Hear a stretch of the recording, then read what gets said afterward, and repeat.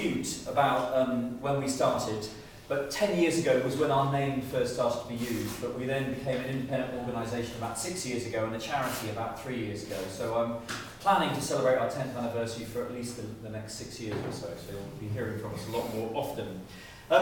We've seen an awful lot of change in the last 10 years.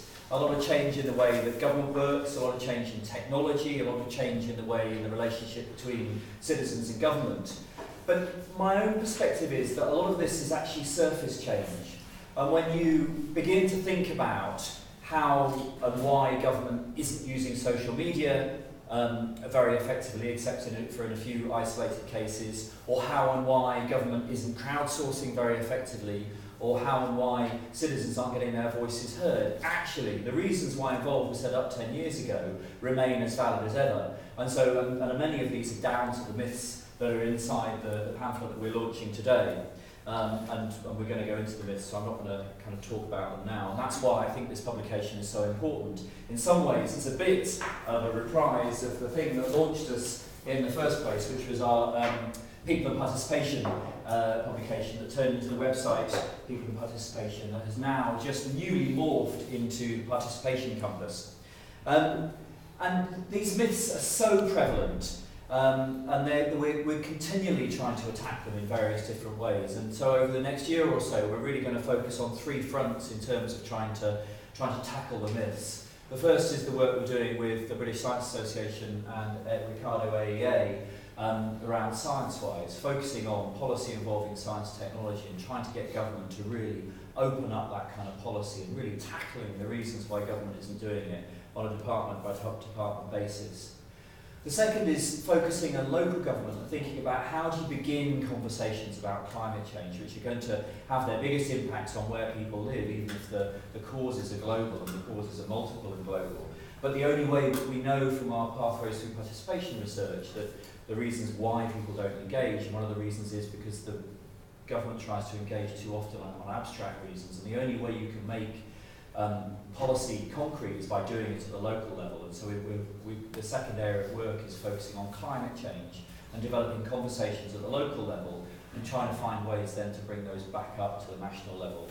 And the third way is focusing on how technology and particularly access to data is changing that relationship between government and citizen, and thinking about how do you make help government to focus outwards rather than inwards. And the rubric the government is using at the moment is open government, open policy making, and we're going to continue to push on this and develop a program of work with various civil society partners to try and push on open policy and open government.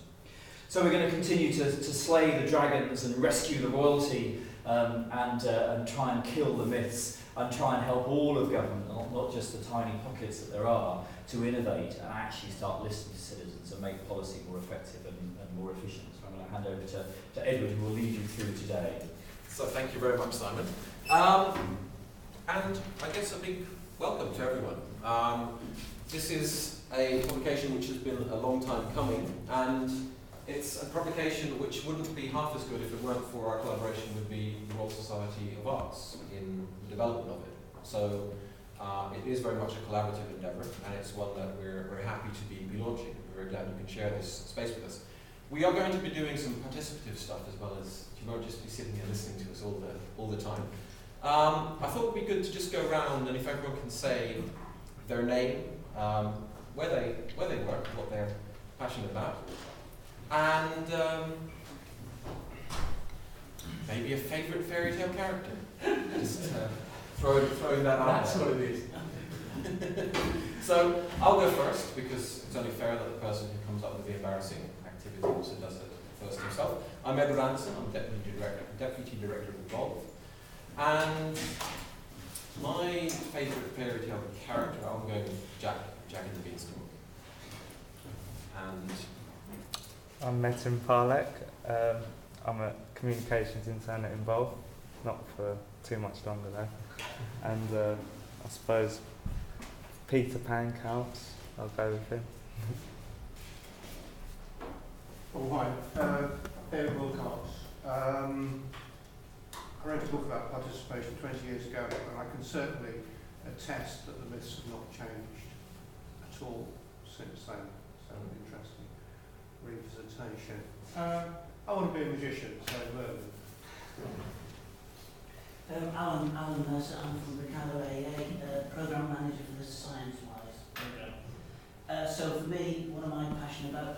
I'm a converted scientist, really, a converted engineer who has seen the light of the value of the public voice.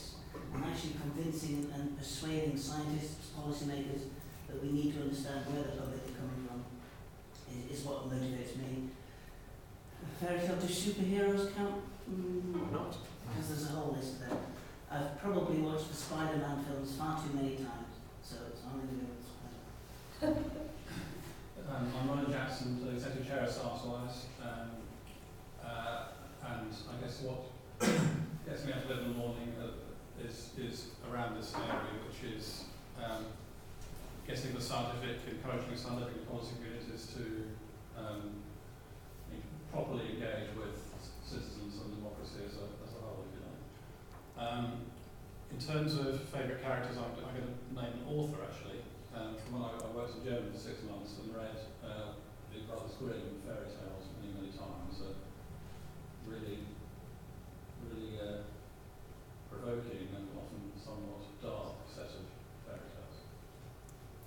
My name is Matthew Upton. I am the Strategic Lead for Engagement Consultation at County Council. And my name is Ricky Dean. I'm doing a PhD at the London School of Economics in public participation in social policy. I think favourite character is Alice from Alice in Wonderland. Maybe a good metaphor for participation. Adrian Robertson, go science, and I'm long-standing interest in things. A blue bear, because he's big and clumsy,